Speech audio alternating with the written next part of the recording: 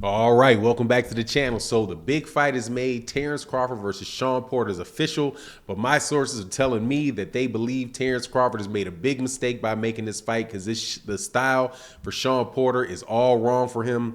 Let's talk about that in this video.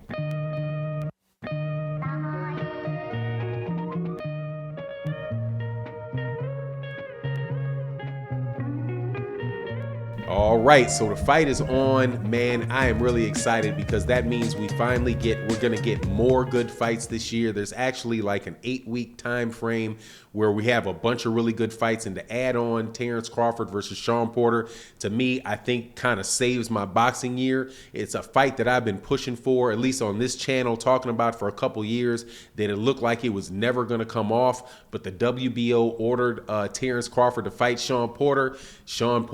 And they had the negotiation. They brought it all the way to fruition, and now we get to see this fight. But my sources are telling me that this is something that Terence Crawford was pushing back on a little bit, and he may have been pushing back on it for good reason, because Shawn Porter is pretty much everything that Terence Crawford doesn't want to see, in the ring, as far as like the way that Shawn Porter approaches the fight. And I think that they have a very, very good point. But in this particular fight, I do favor Terence Crawford over Shawn Porter.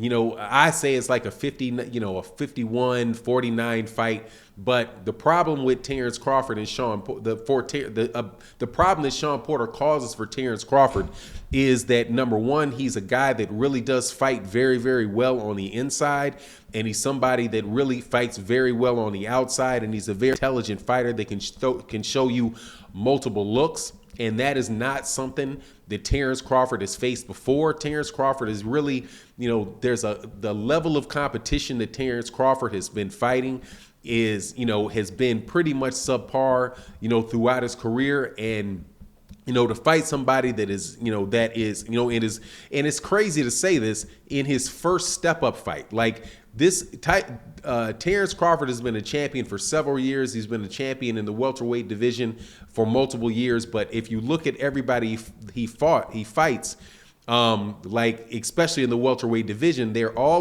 everybody that he's fought, I would say is a second tier fighter.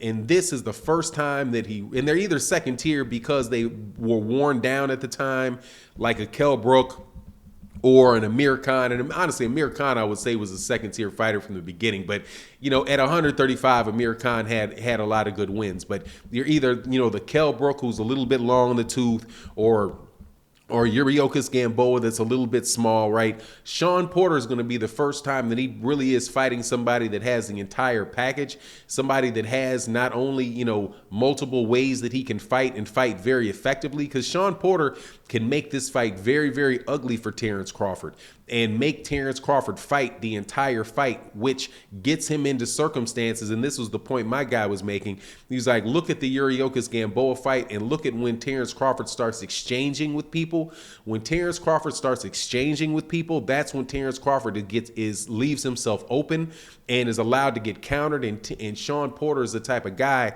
that can push Terence Crawford and force Terence Crawford into exchanges, right? Not just because, he doesn't have anything else to do, but also because of Terence Crawford's mentality really is, to fight. Like the way Terence Crawford approaches a fight is that, he has two styles that he brings into the ring, and under the same fighter. There's an orthodox Terence Crawford, and then there is a southpaw Terence Crawford. And the southpaw Terence Crawford is a defensive fighter.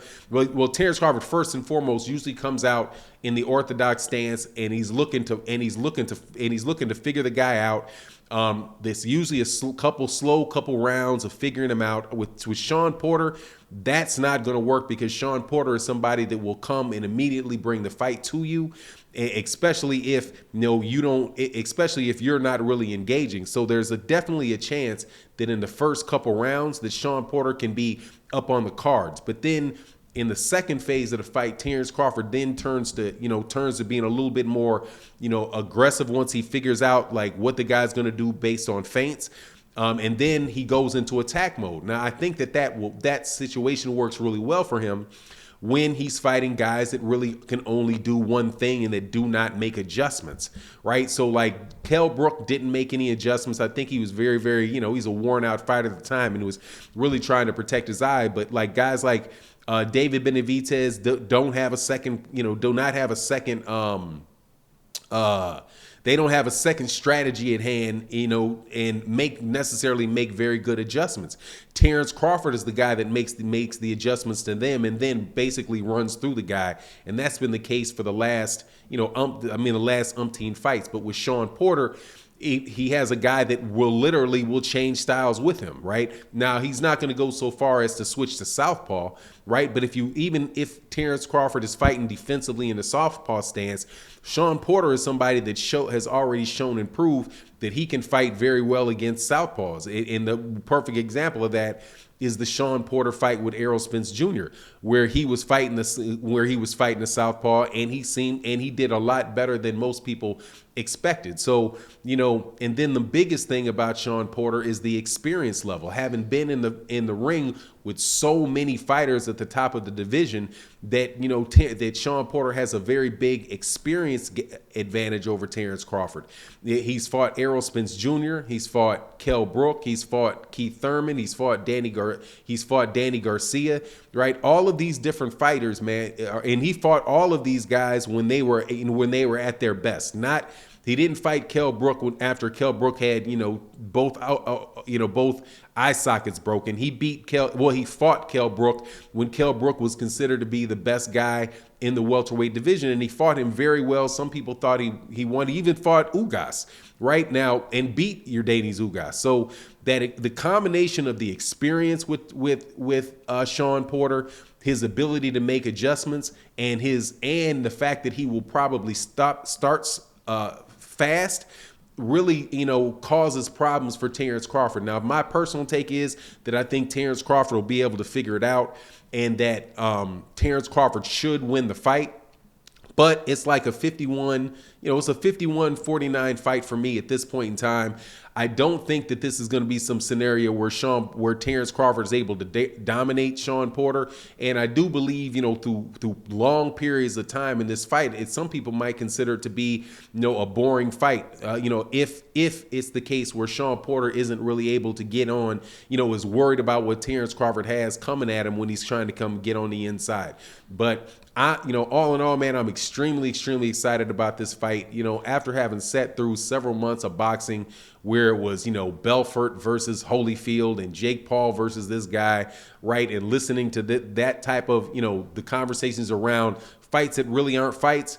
To have this fight be made, I think really is big for boxing. It's big for hardcore boxing fans because it's really a good chance for us to get to see what we want to see, which is really solid fighters, with solid fighters, competing with each other to see who the best is. Not necessarily, it's, just the biggest fights that can possibly be made that can, appeal to the most people, right? Even if they don't know anything about boxing.